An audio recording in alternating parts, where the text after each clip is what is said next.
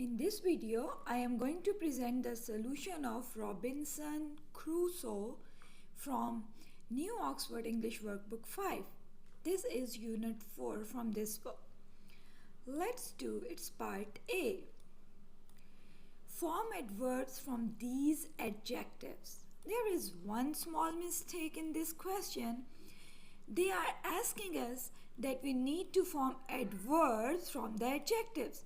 But the word layer is not an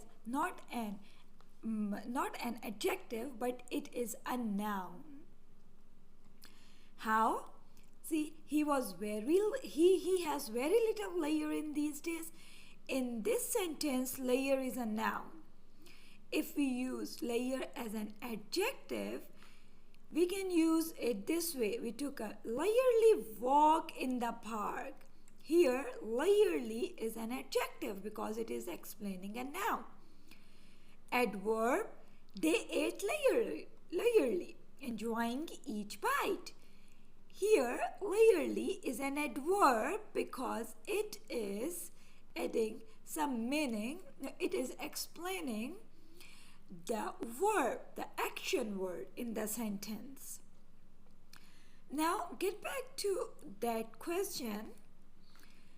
How we can form adverbs from these adjectives?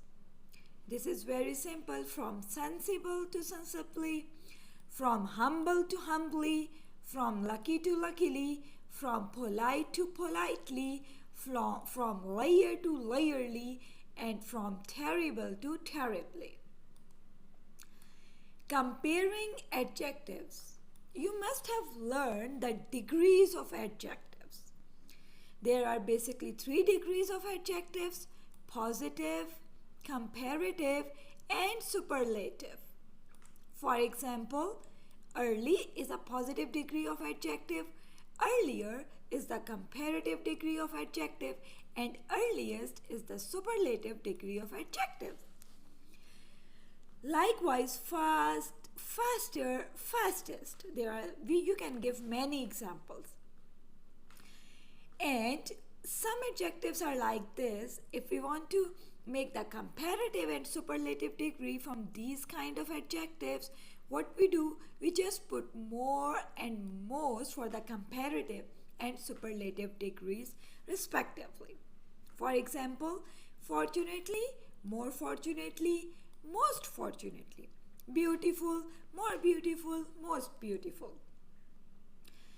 But you have also learned about some irregular adverbs.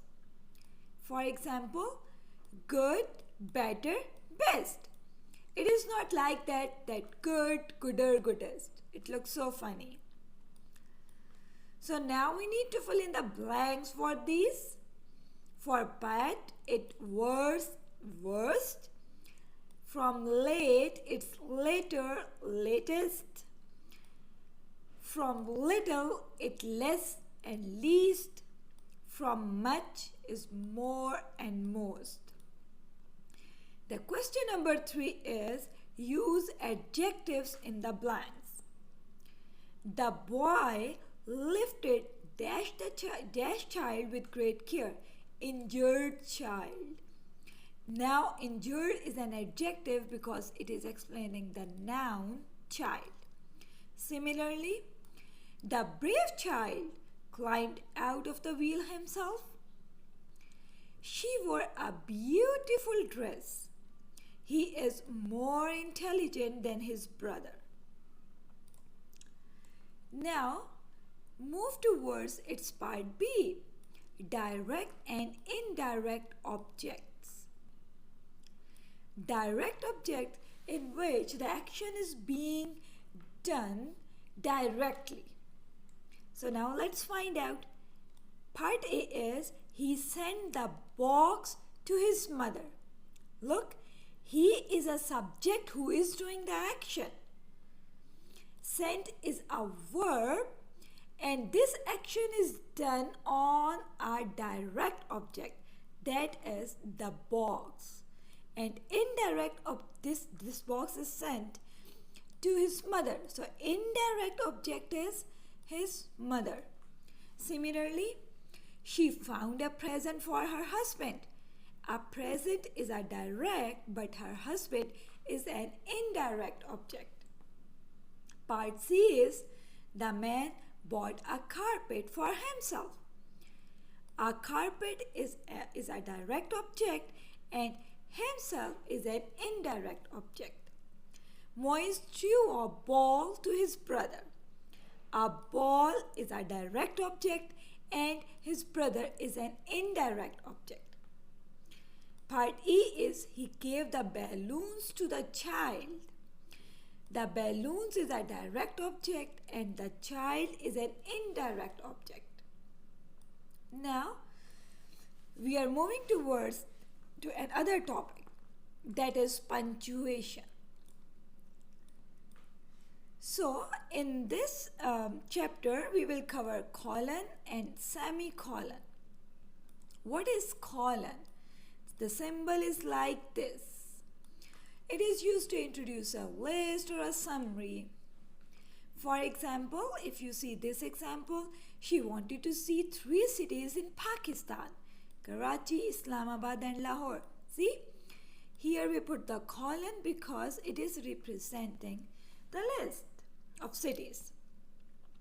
The main character in the movie said, "Play hard, work harder."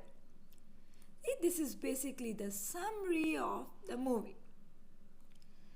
Now, where we use the semicolon, the symbol is like that. Here, it is shown.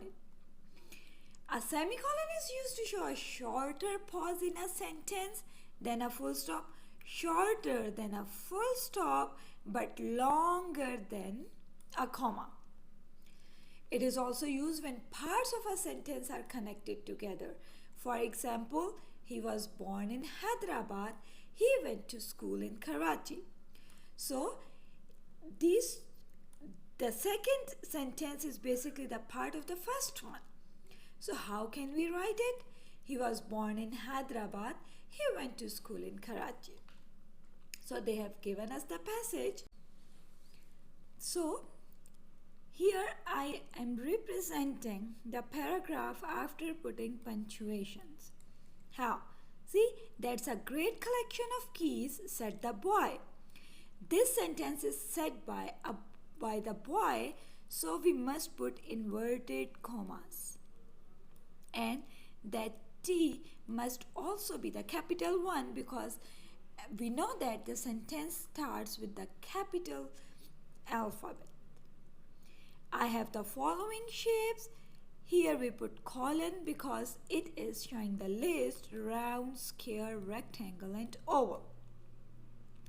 I have been collecting them for a long time. The old man replied. This sentence is said by the old man. So that's why we are putting inverted commas. If you can see. Now, my favorite is the first one I got. It is round in shape. Here we are putting semicolon because the second part is basically the part of this sentence. And it is said by the old man, that's why we are putting inverted commas here. Wow! We are putting exclamation mark here because it is showing the excitement of the boy. Wow! I can see why it is your favorite, exclaimed the boy. See, that exclaimed also tells us that the boy is very excited or surprised. That's why we are putting that exclamation mark here, and we are also putting inverted commas because this sentence is said by the boy. Where did you get it from?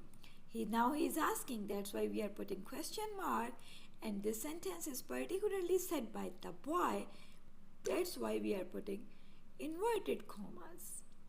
Always keep this thing in your mind that when the sentence is completed, we need to put full stop, or if it is a question, then we need to put the question mark, and after the full stop or question mark, we put inverted commas, not before the question mark or the full stop.